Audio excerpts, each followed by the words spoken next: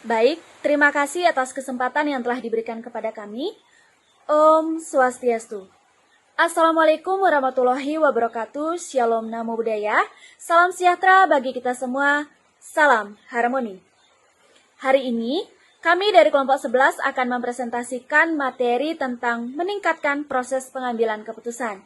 Sebelum itu, saya ucapkan yang terhormat Ibu Ari Wahyuni selaku pengampu mata kuliah Sistem Informasi Manajemen, serta teman-teman kelas B yang saya banggakan. Sebelum beranjak lebih lanjut lagi, izinkan saya selaku moderator untuk menyampaikan anggota kelompok dari kelompok 11. Yang pertama, ada saya sendiri yaitu Made Supriyani dengan NIM 2017-04-1072. Yang kedua, ada Niputu Regina Andila dengan NIM 2017-04-1141. Dan yang ketiga yaitu Zaki Ananda Luna Waskito dengan NIM 2017-04-1228. Sebelum memulai presentasi hari ini, izinkan saya untuk menyampaikan beberapa topik pembahasan yang akan kami bahas pada presentasi hari ini. Yaitu ada 3 topik pembahasan yang akan kami bahas. Yang pertama, sistem informasi dan pengambilan keputusan. Yang kedua, kecerdasan bisnis dalam perusahaan. Dan yang ketiga, konstituensi kecerdasan bisnis.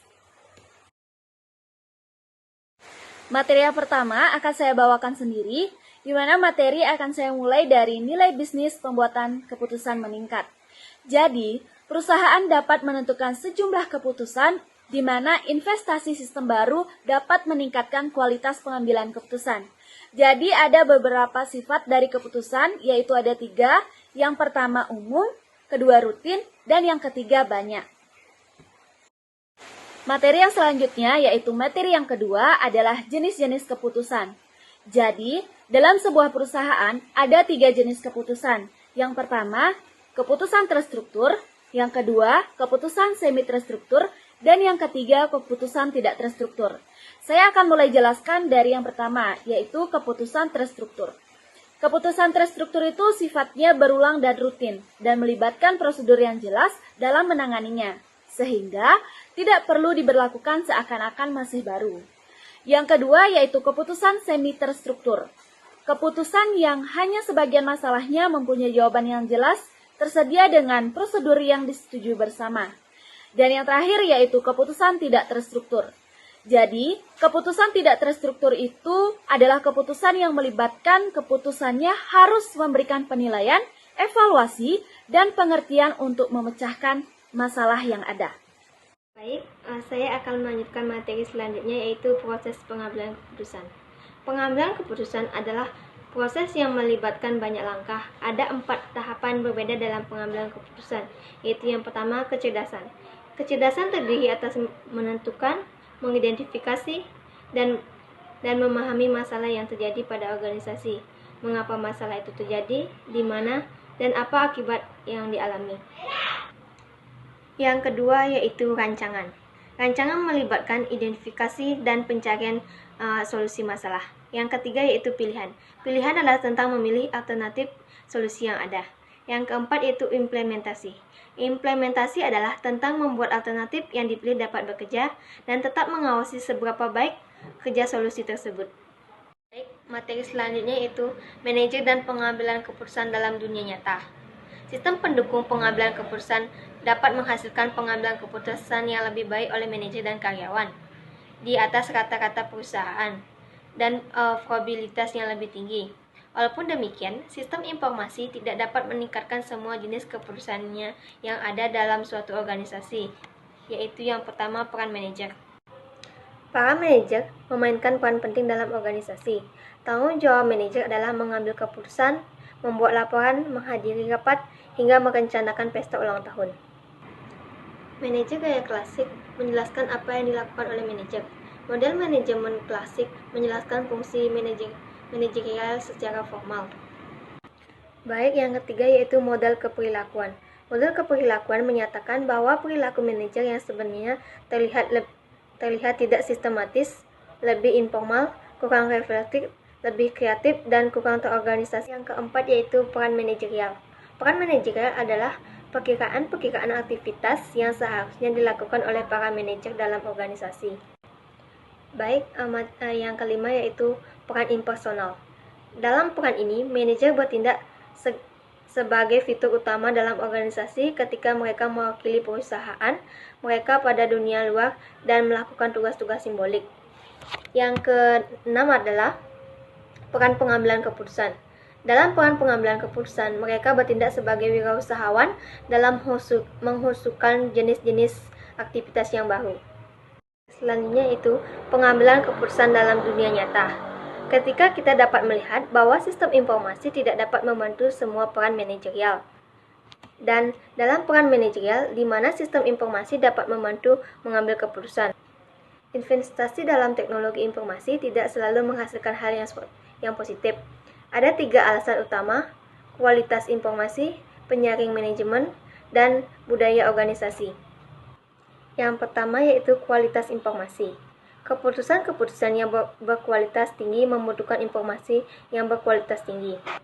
Yang kedua yaitu penyaringan manajer. Walaupun dengan informasi yang tepat, waktu, dan akurat, ada manajer yang dapat mengambil keputusan yang buruk. Yang ketiga yaitu budaya organisasi. Organisasi adalah birokrasi dengan kemampuan yang kompetensi terbatas untuk melakukan tindakan yang bersifat menentukan. Oke, untuk materi berikutnya adalah kecerdasan bisnis dalam perusahaan. Kecerdasan bisnis.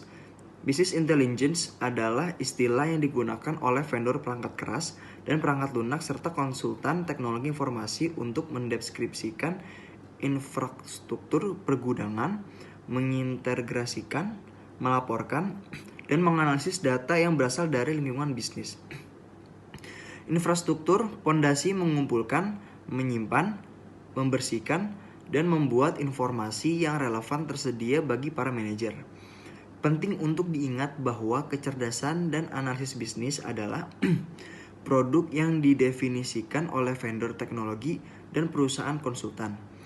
Mereka terdiri dari perangkat keras dan perangkat lunak yang dijual terutama oleh vendor sistem besar ke perusahaan Fortune 500 yang sangat besar. 5 penyedia terbesar produk ini adalah SAP, Oracle, IBM, SAS Institute, dan Microsoft. Oke, dan yang materi terakhir adalah Constituencies Intelligent Business. Yang pertama yaitu dukungan keputusan bagi manajemen operasional dan manajemen menengah.